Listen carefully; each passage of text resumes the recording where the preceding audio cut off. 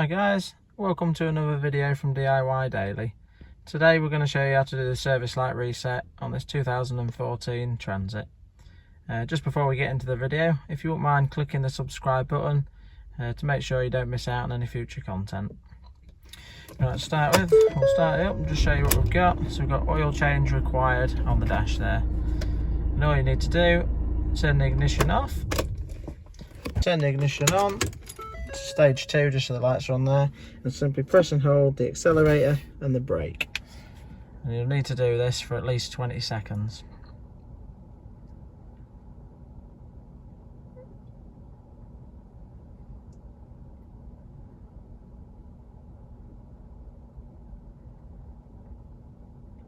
Flashes up now, oil reset complete.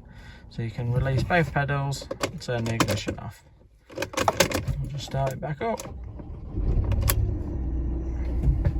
You can see that's all done and cleared now. Thanks for watching guys, and we'll see you next time.